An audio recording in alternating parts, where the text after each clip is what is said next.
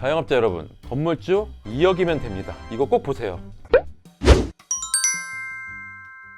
작년 11월 달에 이제 나온 기사인데, 배우 김정환 님이 실투자금 2억으로 8억 5천 대출을 받아서 건물을 샀다라는 기사가 떴습니다. 연예인 건물 하면 50억, 100억, 정말 우리가 그냥 저거 살 수 있어? 연예인이니까 돈 벌었지, 이렇게 생각을 많이 하는데, 김정환 님께서는 소액으로 건물 산 게 더 이슈가 좀 됐었어요. 그래서 제가 뭐 그렇게 싸게 샀나 보다 했는데, 중요한 거는 김정환 님이 카페 사업을 하고 계시더라고요. 그래서 본인이 직접 사용하기 위한 땅을 사고 건물을 신축을 했던 사례였습니다. 알리스타라는 커피를 운영하시는데, 이렇게 인천역이고요. 옛날에는 1호선 인천역만 있었는데 이제 수인 분당선도 개통이 돼갖고 더블 역세권이고, 여기가 차이나타운으로 사람들이 유동이 꽤 많고 아주 외지지도 않았고 또 북향이에요. 그래서 신축을 하기에도 좋은 땅이었고요. 이렇게 신축을 했습니다. 깔끔하죠. 앞에는 주차 놓고 3계층으로 올렸는데, 재밌는 걸 보여드릴게요. 과거에는 어땠는지. 이런 건물이었어요.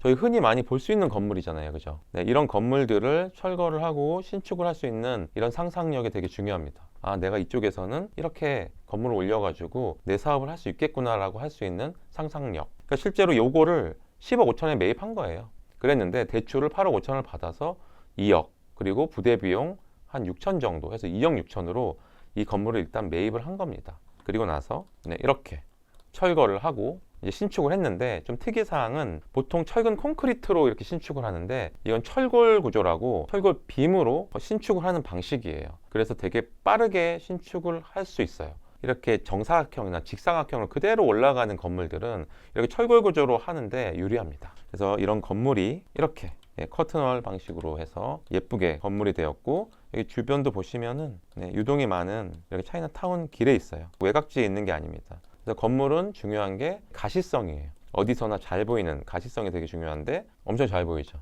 그래서 여기도 이제 직접 사용을 하면서 이 가치를 올릴 수 있는 건물이 될 것 같아요. 그래서 좀 더 디테일하게 한번 찾아볼게요. 제가 항상 보는 등기사항 전부 증명서입니다. 이게 이제 엑스레이라고 보시면 돼요. 건물의 엑스레이. 얘가 어떻게 그동안 얼마에 팔렸고 주인이 어떻게 바뀌었고 이런 것들을 볼 수가 있고, 1,000원 정도면 떼어볼 수 있습니다. 등기 원인이라고 있어요. 등기 원인은 계약을 한 날짜입니다. 22년 12월 21일 날 계약을 한 거고, 23년 3월 31일 날 잔금을 친 거예요. 보실 때 이제 밑으로 가시면 이렇게 요약을 해놓은 버전이 있어요.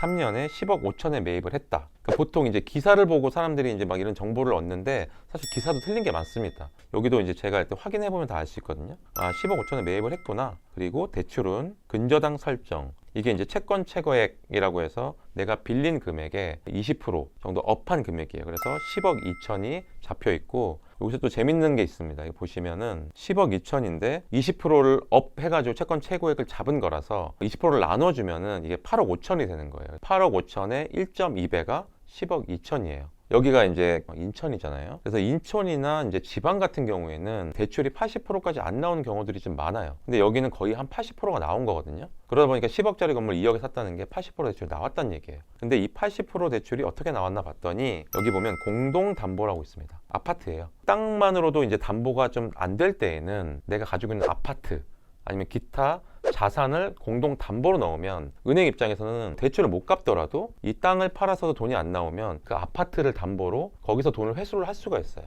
그래서 내가 자산이 여러 개 있으면 그 공동 담보로 해갖고 대출을 많이 일으킬 수 있다. 그렇게 해서 이제 2억에 매입을 한 거고, 그다음에 신축까지 했잖아요. 근데 보통 신축을 하면 신축도 기성고 대출을 받아요. 근데 김정환 님은 따로 신축에 대한 대출을 안 받으셨더라고요. 그래서 신축 비용을 거의 다 내셨는데, 현금 흐름이 좋은 사업자라면, 그리고 지금 갖고 있는 보유한 현금이 적다면은 신축할 때 그 신축 비용도 대출 받을 수 있거든요. 그래서 이제 신축에 대해서 한번 이야기를 해볼게요. 제가 요즘에 너무 좋아하는 주택지도라는 프롭테크예요. 이거 사람들 아직 잘 모르거든요. 거의 장건 보시는 분 몇 분만 아실 겁니다. 주택지도라는 플랫폼에 들어오면 이 건물에 대해서 건축물 대장 내용이 아주 자세히 나와 있어요. 땅은 53평이고 건축 면적 32평, 그리고 연면적은 95평, 철골 구조로 신축을 했습니다. 그리고 허가는 3월 23일 날 허가를 냈고 5월 1일부터 공사를 시작한 거예요. 근데 11월 10일, 6개월 만에 끝난 겁니다. 되게 좀 빠른 편이에요. 그래서 이게 이제 돈이 얼마 들었나? 10억 5천에서 8억 5천, 그래서 2억이 들어간 거고, 취등록세,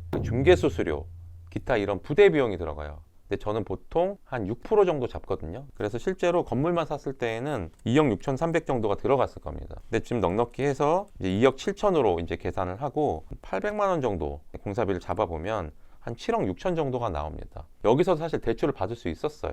근데 김정환님은 대출을 안 받고 7억 6천을 그냥 다 낸 거죠. 2억 7천에서 7억 6천이니까 10억 좀 더 내고서 이 건물을 사고 올린 겁니다.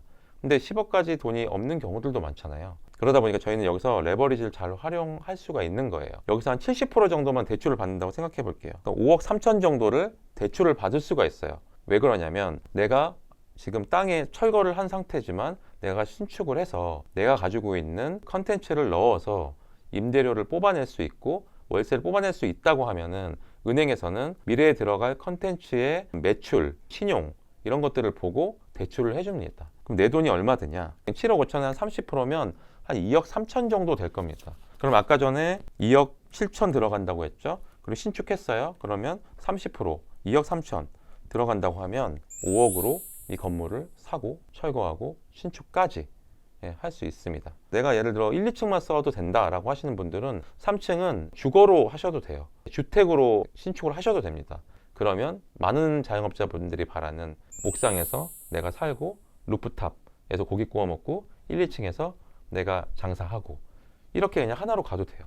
건물 하면 엄청나게 많은 돈이 필요하다고 생각하시는데 한 5억 정도라도 경기도권에서 더블 역세권에 거의 도보 한 5분도 안 되는 거리에 차이나타운이라는 상권이 살아있는 곳에서 건물을 사고 신축까지 할 수 있다. 5억 가지고 했으면 너무 좋죠. 근데 뭐가 있죠?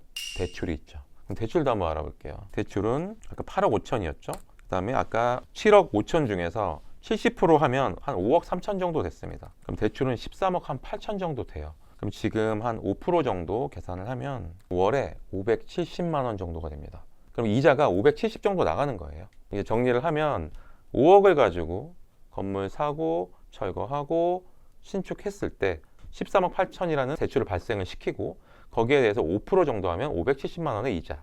그리고 내가 여기서 장사를 해가지고 장사 너무 잘 돼. 그리고 나는 월세로 한 7, 800 낼 수 있다 하면 이 건물 사서 쭉 가져가도 저는 좋다고 봐요. 그리고 나중에 내가 여기서 이 동네를 좀 상권도 부흥시키고 그리고 내가 월세를 한 600에서 700 정도로 세팅을 해서 5년 동안 내가 여기서 더 장사를 하겠습니다 하고 건물을 매각하는 방법도 있고 그래서 컨텐츠를 갖고 있는 분들이 이렇게 건물을 매입을 해서 자기가 사용하다가 그거를 처분하는 것까지 자기 컨텐츠의 힘이 얼만큼 좋냐 퀄리티에 따라서 이 건물의 가치를 높일 수가 있다는 거예요. 그래서 저는 많은 자영업자분들이 내가 건물을 돈이 없는데 어떻게 건물 사요? 그런 분들이 이 영상을 꼭 봤으면 좋겠어요. 이게 진짜 생각의 전환이거든요. 그동안 내가 건물주가 되어야겠다는 생각이 없기 때문에 이런 생각을 한 번도 안 해본 거예요. 근데 마침 김정환님께서 너무나 좋은 사례를 가지고 있으셔가지고 장사하는 건물주다 그 구독자분들 많은 자영업자분들에게 소개를 시켜드리고 싶었던 건물이었습니다. 오늘 내용 어떠셨나요? 내가 꼭 서울이 아니고 지방이나 수도권에 계신다면 이런 건물들을 한번 찾아보시면 어떨까 생각합니다. 오늘도 그 건물주의 꿈 잊지 마시고 꼭 상기하시고 공부하셨으면 좋겠습니다. 네, 감사합니다.